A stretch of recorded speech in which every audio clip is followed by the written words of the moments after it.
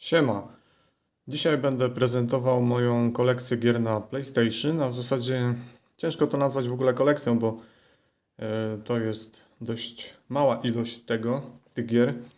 Ostatni raz taki film prezentowałem 2 lata temu z hakiem, chyba na początku 2024 roku w styczniu. Wtedy zaprezentowałem w jednym filmie wszystkie gry z PlayStation i ze Switcha. Dzisiaj zaprezentuję tylko gry z PlayStation, ponieważ chciałem przetestować taką nową formę nagrywania, gdzie mogę jednocześnie prezentować na górze gameplay za pomocą Switcha. Tutaj mój ryj widać na małym ekraniku, no i tutaj w głównej części będzie gra. Chcę prezentować to w taki sposób, ponieważ mój komputer jest już zdecydowanie za słaby na montaż filmów, a też nie widzę sensu za bardzo, żeby nowy komputer kupować, więc chciałbym wypróbować taką nową formę prezentacji gier i zacznę właśnie od PlayStation, ponieważ jakby gry na PlayStation nie mają dla mnie żadnej wartości kolekcjonerskiej i nie uważam się za kolekcjonera. W ogóle nie zbieram gier na PlayStation. W 2025 roku nie kupiłem ani jednej chyba. I jak to się prezentuje statystycznie? W 2024 roku w mojej prezentacji miałem 28 gier na PlayStation. Teraz moja kolekcja wręcz zmalała, mam ich 27 tylko, ale to nie myślę, że sprzedałem jedną i wszystko, więc można się rozejść. Było trochę więcej roszad, bo sprzedałem aż 6 gier, kupiłem za to 5 innych, no i bilans jest -1 do tyłu, czyli 22 gry się powtórzą, te, które już pokazywałem 2 lata temu, a 5 będzie nowych, których jeszcze nie pokazywałem. Więc ciężko to nazwać kolekcją, jest tego mało, ale to jest takie przygotowanie pod prezentację gier ze Switcha, których jest bardzo dużo i dlatego chcę przetestować taki format prezentacji, czy to zda egzamin. Ok, więc możemy chyba zaczynać. Zacznijmy od wymienienia tych gier, które sprzedałem i powiedzenia, dlaczego to zrobiłem. Więc tak, pierwsza gra, jaką sprzedałem, to był Wiedźmin 3. Sprzedałem go dlatego, że miałem tylko podstawową, gołą wersję, a teraz już jest wersja PS5, jest miliard patchy w międzyczasie wyszło, więc po prostu sprzedałem swoje pudełko, kupiłem cyfrę, bo tak będzie w przypadku tej gry wygodniej. Chyba że kupiłbym pudełko w wersji tej PS5 już takiej ostatecznej, no to może, ale nie widziałem za bardzo sensu, więc przesiadłem się z pudełka na cyfrę. Następne dwie gry, które sprzedałem, to Uncharted 4 oraz Uncharted Zaginione Dziedzictwo. Są to gry, które sprzedałem z tego względu, że kupiłem sobie wersję na PS5, tą taką zbiorczą kolekcję w pudełku. Dlatego je sprzedałem.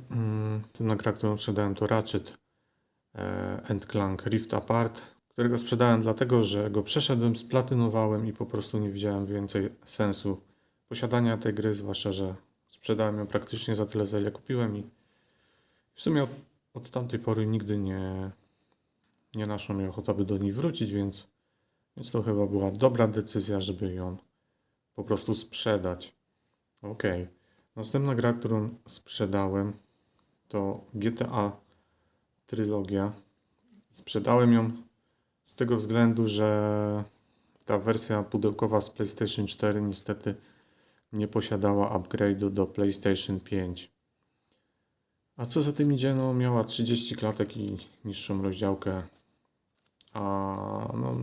Chciałem koniecznie zobaczyć tą next-genową wersję, więc sprzedałem swoje pudełko i kupiłem sobie za tą samą kwotę cyfrę, którą już mogę pobrać w wersji PlayStation 5 i zdecydowanie wygląda lepiej, i chodzi przede wszystkim w 60 klatkach, więc warto było ją sprzedać. I kolejna gra, którą sprzedałem, to Far Cry New Dawn, czyli to już jest 6. gra, jaką sprzedałem. I sprzedałem ją dlatego, że pograłem w nią chyba z 2 godziny.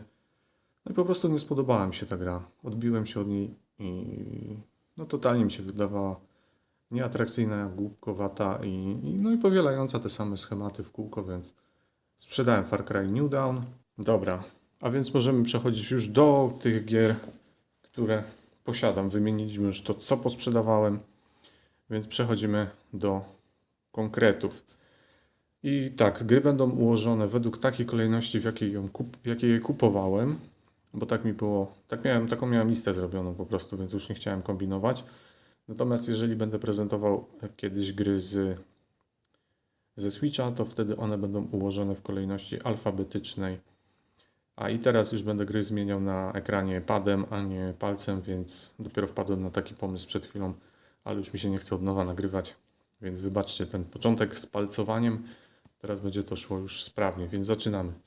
Pierwsza gra, jaką miałem, była to gra, którą kupiłem w bundlu razem z konsolą PlayStation 4 w 2015 roku.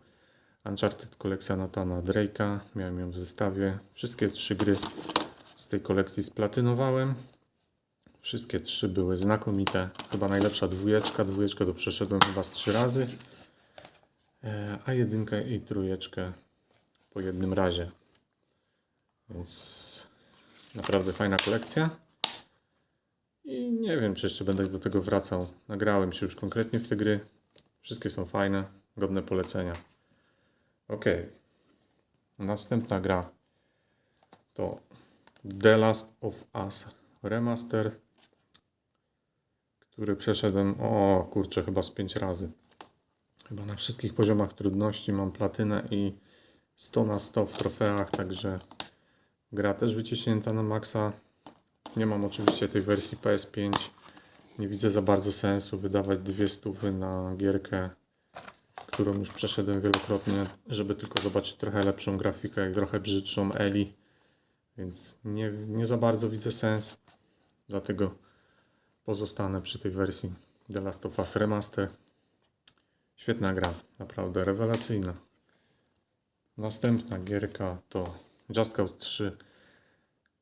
Jest to jedyny preorder, jaki zrobiłem w historii konsoli PlayStation 4.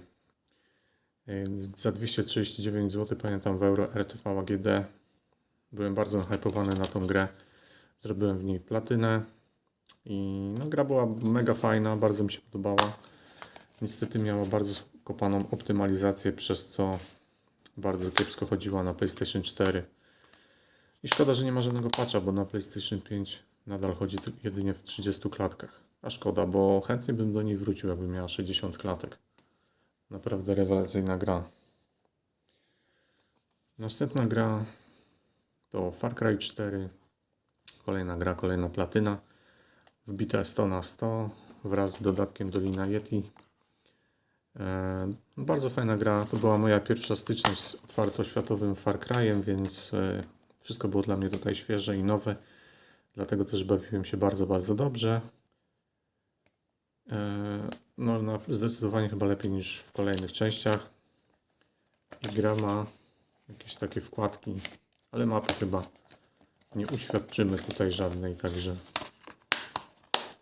Far Cry 4. Ok. Długo się rozkręcają coś te filmiki, więc za bardzo się nie da nic oglądać.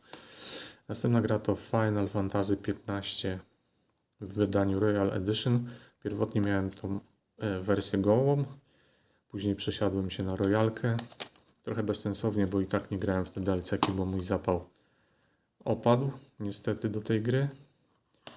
No ale w samą podstawkę grało mi się bardzo dobrze. Też mam w niej platynę. Oczywiście 100 na 100 nie mam, bo nie grałem w DLC-ki.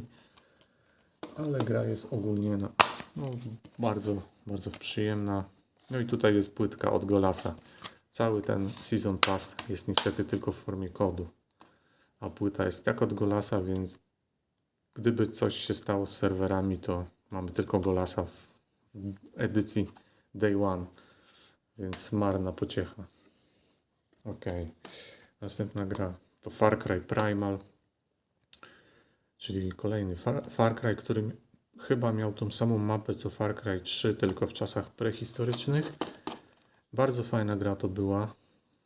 Też bardzo świeża, no bo to jak wcześniej grałem w Far Cry 4, taki militarny, no to tutaj przesiadka w przerzucenie się w skórę człowieka pierwotnego z dzidą i z łukiem. No zdecydowanie robiło fajną robotę. Naprawdę fajna gra. Też mam w niej platynę. I teraz do trójki, czwórki i Primala i chyba do piątki to chyba już wcześniej na PlayStation 5, na Xboxie Series X jest patch do 60 klatek, więc warto by było może wrócić do tych gier. Ok. Następna gra to Shadow of the Colossus. No tutaj już platyny nie mam. No z tego względu, że jest dość wymagające zrobienie platyny. Tą grę sobie po prostu przeszedłem jednokrotnie. Pokonałem wszystkich kolosów no i tyle. Może chętnie bym kiedyś jeszcze raz do niej zasiadł, bo bardzo lubię tą grę, jest naprawdę rewelacyjna. No i bardzo dobrze mi się w nią grało. Kiedyś już wcześniej w nią grałem na PlayStation 2, ale wtedy jej nie przeszedłem całej, natomiast na PS4 to zrobiłem. No i fajnie by było w sumie kiedyś wrócić na PS5 i jeszcze raz nią zagrać. Chyba jest nawet jakiś patch do 60 klatek, więc na pewno by to jeszcze fajnie się grało. Następny tytuł to Far Cry 5. Kolejny Far Cry, którego przeszedłem. Po prostu przeszedłem. Przeszedłem też 2 z 3 dodatków. Zombie tylko nie przeszedłem. Podstawowa gra była bardzo fajna.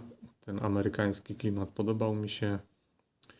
Te takie misje, gdzie się było naćpanym i po takich tych schizowych, te schizowe takie rzeczy, jakieś tam kwiatki rosnące i takie dziwne kolorki, to wszystko to było akurat głupie. Nigdy nie lubiłem w Far Cry'ach tych takich misji po naćpaniu się, więc te mi się akurat nie podobały, ale cała reszta była spoko. Fajnie się biegało tutaj z pieskiem i z pomocnikiem, także no fajna gra to była mimo wszystko, ale już po tej grze już miałem trochę przesyt tej Far Cry'owej formuły. Dobra, następna gra to będzie Spyro Trylogia, czyli trzy części Spyro the Dragon znane z PlayStation 1, tutaj zremakeowane na Unreal Engine. Niestety mam to wydanie premierowe, które zawiera chyba 2 z 3 gier tylko na płycie, a jedna gra jest do pobrania. Także niestety, ale wiem, że istnieje takie wydanie, które ma wszystkie 3 gry na płycie. No ja niestety go nie posiadam, no ale i tak wszystkie 3 gry przeszedłem, wszystkie 3 splatynowałem. No i są to naprawdę fajne platformóweczki, nawet dzisiaj można się fajnie w nie pobawić. Także bardzo godne polecenia gry. Dobra. Następnie Just Cause 4. Kupione niedługo po premierze. Też fajna gra, ale zdecydowanie słabsza od Just Cause'a 3. No i ma też trochę słabszą grafikę, co jest trochę słabe, ponieważ jest to nowsza część, a wygląda gorzej. No za to trzyma przynajmniej te 30 klatek, bo Just Cause 3 niestety pod tym względem mocno kulał i dlatego musieli zrobić trochę cięcia w 4, żeby jakoś ona chodziła.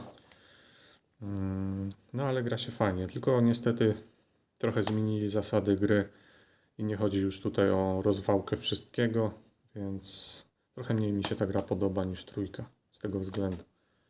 Dobra, następny tytuł Days Gone, w którym mam platynę, no ale nie mam 100%, ponieważ tam jeszcze są takie dodatkowe trofea za jakieś tryb hordy, czy taki tryb, w którym gra się tak długo, aż się w końcu musi przegrać, nie pamiętam dokładnie jego nazwy. No i chyba New Game Plus też tu jest jako dodatkowe trofea, także mam platynę, ale nie mam 100%. I chyba jest wersja PS5 też do kupienia i chyba jest jakiś za 50 zł upgrade do PS5, którego nie posiadam, bo w sumie jak przeszedłem raz tą grę na PS4, to już do niej nie wracałem jak na razie no i jak na razie też nie planuję do niej wracać. Jeżeli kiedyś miałoby to nastąpić, to może bym się zdecydował ewentualnie na tą unowocześnioną wersję i zobaczył, czy jest faktycznie lepiej. No na pewno jakby było 60 klatek, to pewnie by to robiło robotę. Ale gra jest rewelacyjna i godna polecenia. Dragon Quest Builders. Gra, którą przechodziłem chyba z 5 lat, dosłownie na raty. Tam są 4 czy 5 rozdziałów w tej grze i dosłownie przechodziłem jeden rozdział i potem musiałem mieć chyba z rok przerwy. Chyba od 2019 do 2024 roku przechodziłem tą grę. No ale w końcu ją przeszedłem. Jest to taki miks RPG z Minecraftem. Gra, w której się buduje. Jest bardzo sympatyczna, ma ładną, kolorową grafikę. Bardzo fajnie się w nią gra, naprawdę. Gierka godna polecenia. Tylko mnie w jakiś sposób już nużyła. Jak każdy rozdział kończyłem, to musiałem robić dłuższą przerwę od niej. Ale mimo wszystko bardzo mi się podoba ta gra. Dobra, jedziemy dalej. Horizon Zero Dawn. Z gier, które pokazałem, to jest chyba pierwsza gra, której nie ukończyłem. Jest to gra, od której się sromotnie odbiłem. Nie wiem, czy w ogóle do połowy nawet doszedłem. Grafika super. No, świat niezły, ale jakoś ta walka z robotami jakoś nie bardzo do mnie trafiała. Były takie rozdziały, gdzie na przykład napadało się obozy bandytów czy coś i walczyło właśnie z jakimiś dzikusami. To było fajne. Takie, kurcze, Far Cry'owe, trochę Days Gone'owe. Natomiast jak się walczyło już z tymi robotami, to jakoś tak traciłem szybko do tego zapał. I dupy mi to nie urywało, także... niby spoko gierka, niby ma wszystko to, że powinna się spodobać, a jakoś się odbiłem i do tej pory nie wróciłem. Może kiedyś spróbuję jeszcze do niej wrócić, nie wiem. Nieukończona gra od wielu lat. Marvel Spider-Man. Kolejny tytuł, który ukończyłem, co prawda podstawową grę, DLC-ki w ogóle nie grałem. Podstawkę ukończyłem tak po prostu. Zmusiłem się jak najszybciej, omijając wszystkie poboczne aktywności, żeby tylko przejść do przodu, zobaczyć napisy końcowe, ponieważ cholernie mnie ta gra nudziła i dosłownie podobała mi się może przez pierwsze 2-3 godziny gry, ale potem wszystko stało się tak wtórne i powtarzalne w niej, że nudziłem się przeokropnie grając w nią. Ledwo ją ukończyłem, dosłownie. Zmusiłem się. No, bardzo nisko zresztą tą grę oceniłem w swoim podsumowaniu 2020 bodajże 4 roku, bo wtedy ją chyba kończyłem. Więc oceniłem ją wtedy na jakieś chyba 5/10, więc bardzo surowo, może nawet za surowo, ale naprawdę wymęczyła mnie ta gra niemiłosiernie. Dlatego ją tak nisko oceniłem. Następna gra to The Last of Us 2, który jest nadal w folii. Już 2 lata temu, jak tą grę pokazywałem, to już 2 lata temu była w folii i jak widać nic się od tamtej pory nie zmieniło pod tym kątem. Samą grę oczywiście grałem i to zaraz po premierze, ponieważ mój kolega ją kupił na premierę i mi pożyczył. A ja swoją wersję kupiłem za 39 zł kiedyś tam na jakichś wyprzedażach w MediaMarkt czy w Media Expert. Ale ponieważ już przeszedłem ją właśnie po premierze, to już mi się nie chciało do niej wracać, dlatego nadal jest w folii. Mam ją już chyba ze 3 lata i nadal jej nie odfoliowałem. Tak sobie myślę, że właśnie może powoli nachodzi mi ochota, by zagrać w nią jeszcze raz, tym razem na hardzie. Na pewno pokazałaby więcej pazura wtedy. To może nawet bym sobie ten upgrade do PS5 wtedy kupił, no nie wiem. Zależy, czy wersja ta PS4, czy ona na PS5 ma 60 klatek bez tego płatnego upgrade'u. Bo jeżeli ma 60 klatek, to żadnego upgrade'u nie będę kupował. Wystarczy mi to do szczęścia. Ok, więc to jest The Last of Us 2. Fajna gierka, ale tylko raz ją przeszedłem. Następna gra Death Stranding. Gra, która chyba 2 lata temu, jak ją pokazywałem, to też była w folii. Teraz jest no już bez folii, bo już ją przeszedłem i bardzo mi się podobała. Takie 9/10 nawet bym powiedział, jest to dla mnie. Świetna gra. Doskonale się w nią grało. Coś innego, coś świeżego. Wszystko mi się w niej podobało. I grafika, i tempo rozgrywki. Muzyka była świetna. Także no naprawdę bardzo dobra gra. Chętnie bym zagrał w 2, ale jest bardzo droga jak na razie, więc... A ja, tak jak mówię, gry na PlayStation nie mają dla mnie żadnej wartości kolekcjonerskiej. Wolę zbierać gry na Switcha. I dlatego właśnie nie kupuję tych drogich gier na PS5, ponieważ po przejściu miałbym takiego moralniaka trochę. Ponieważ jak mówię, no to jest tylko dla mnie plastik. Nie ma to dla mnie wartości kolekcjonerskiej. Więc łatwiej mi zdecydowanie przychodzi wydać na przykład 200 na grę na Switcha niż na PlayStation. Dlatego Death Stranding 2 poczeka sobie jeszcze, myślę, dość długo, aż zagram w niego. Następna gierka to będzie Infamous Second Son. Infamous Second Son. Gra, która też jak widać jest w folii. 2 lata temu jak prezentowałem również była w folii. I z tego względu, że tą grę ogrywałem kiedyś z PS Plusa, mam w niej platynę. Dlatego to jak widać PlayStation Hits kupiony też za 4 dyszki. Do dziś nieodfoliowany i nie wiem, czy będę do tej gry jeszcze zasiadał. Nie wiem w ogóle, czy ona ma patcha do 60 klatek na PS5, bo jeżeli nie, to w 30 klatkach nie chciałoby mi się w to grać. Także na razie jest folii i powiem szczerze, nie czuję jakoś chęci, żeby wracać do tej gry, więc nie wiem. Może kiedyś. Następnie Ratchet & Clank, który 2 lata temu był w folii, teraz jest bez, ale i tak w niego nie grałem. To znaczy kiedyś go przechodziłem z PS Plusa i właśnie 2 lata temu, mniej więcej, może mniej, odfoliowałem tą grę, ponieważ chciałem sobie dobić platynę, bo tam mi dużo nie brakowało.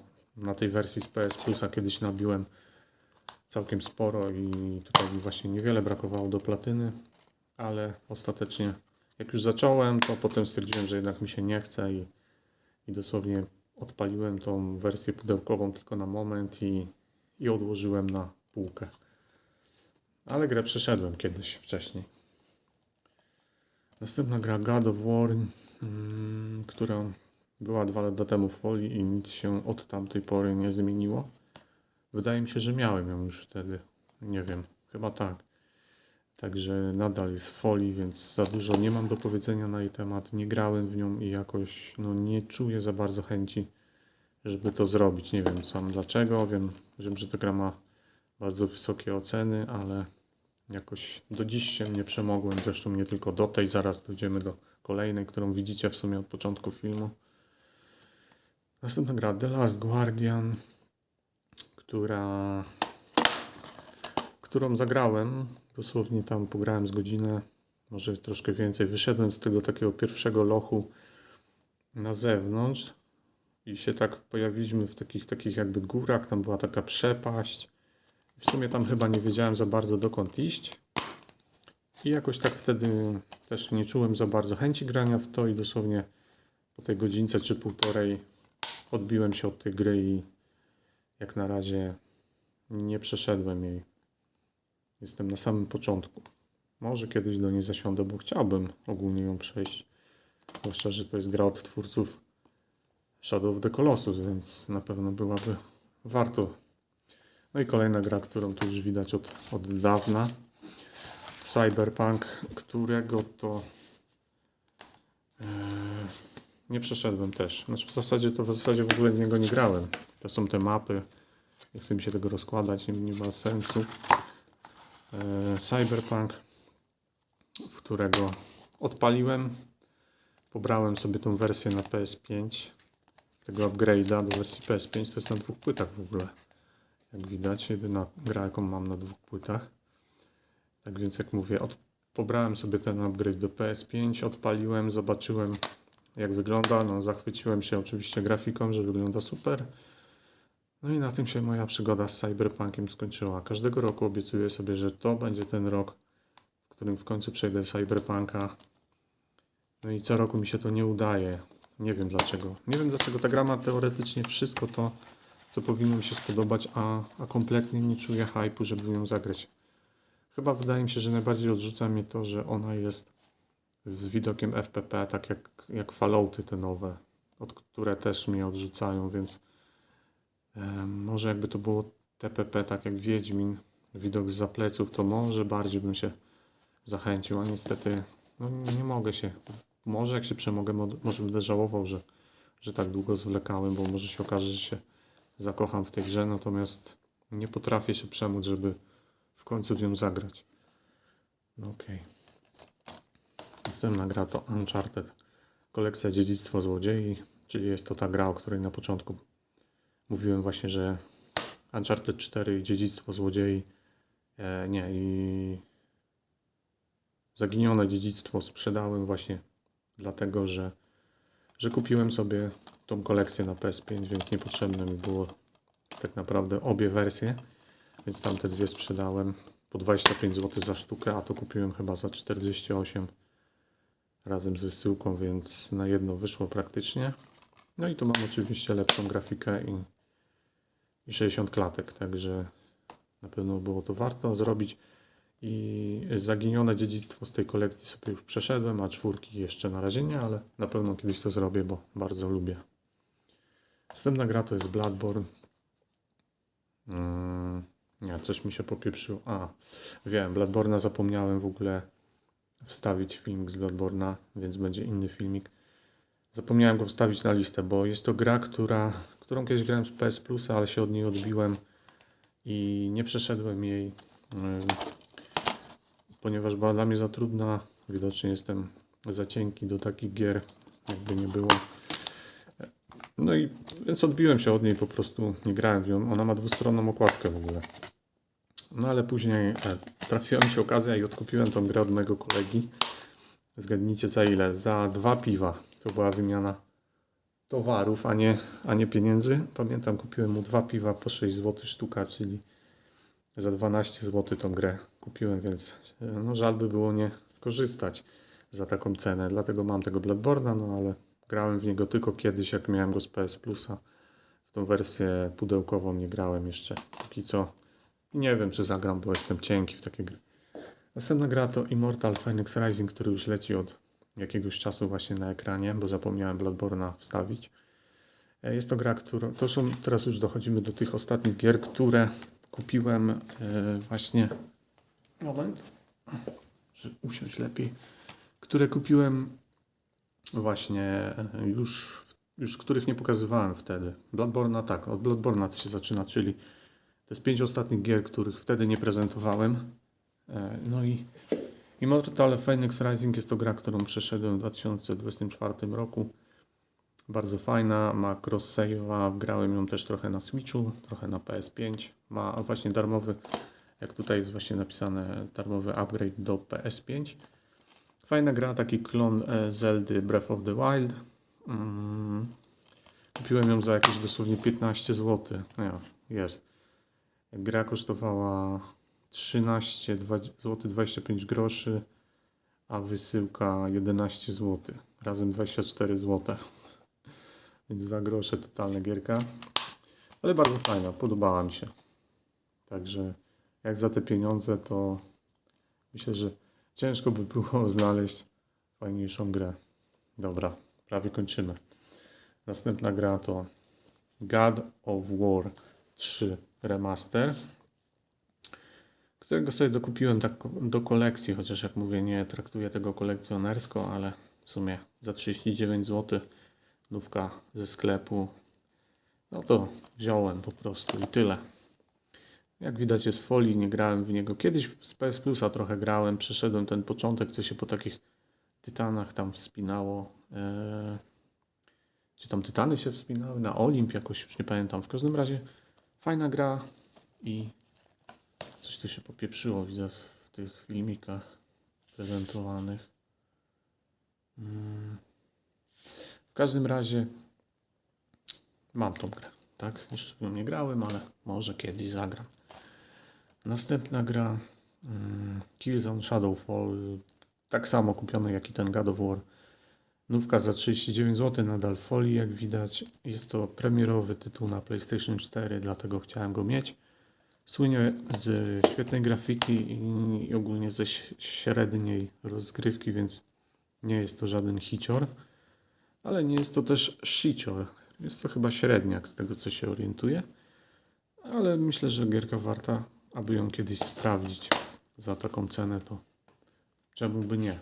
No i ostatnia gra w kolekcji, jaką kupiłem, to również wtedy kupiłem razem z tamtymi, jak widać, PlayStation Hits, też za 39 zł, Until Dawn, którego w przeciwieństwie do tamtych gier, no to przeszedłem nawet praktycznie dwukrotnie. No i bardzo mi się podobał, szczególnie za pierwszym razem, no bo tam wtedy jeszcze te jumpscary mogły mnie jakoś zaskoczyć za drugim razem, no to już zdecydowanie nie. Już za drugim razem to już po prostu grałem, żeby zobaczyć, jak wszyscy giną. Ale już strachu nie było. No, więc tak, dotarliśmy do końca moich skromnych zbiorów gier na PlayStation 4 i 5. Jak widać, PlayStation 5 kupiłem w 2023 roku i w zasadzie nie mam żadnej gry na nią. Jedyna gra, jaką mam, to jest ta kolekcja Uncharted, która jest... to są w sumie remastery z PS4, więc też bym tego nie nazwał grą z PS5, więc w zasadzie nie mam żadnej gry na PS5, jak widzicie. No i w sumie nawet nie wiem, czy będę miał. Może Astrobota bym kupił, albo właśnie tego Death Stranding 2, ale poza tym to nie wiem. Więc tak się prezentuje moja skromna kolekcja na PS. Na PS-kę, tak, na PS4 ogólnie, bo na PS5 nie mam gier. Kiedyś właśnie planuję zrobić taki film o mojej kolekcji na Switcha, ale ten trwa pół godziny i mnie umęczył, że już mi w gardle zaschło. Sądziłem, że tyle się zajdzie, więc nie wiem, ile potrwa ta kolekcja na Switcha już jest naprawdę spora. Myślę, że będzie ciekawie, jak się ukaże. Więc to wszystko, żeby nie przedłużać. Dziękuję, jeżeli ktoś oglądał. Co myślicie o tych gierkach? Pozdrawiam. I co sądzicie o takim sposobie prezentacji kolekcji? Dzięki za uwagę i cześć.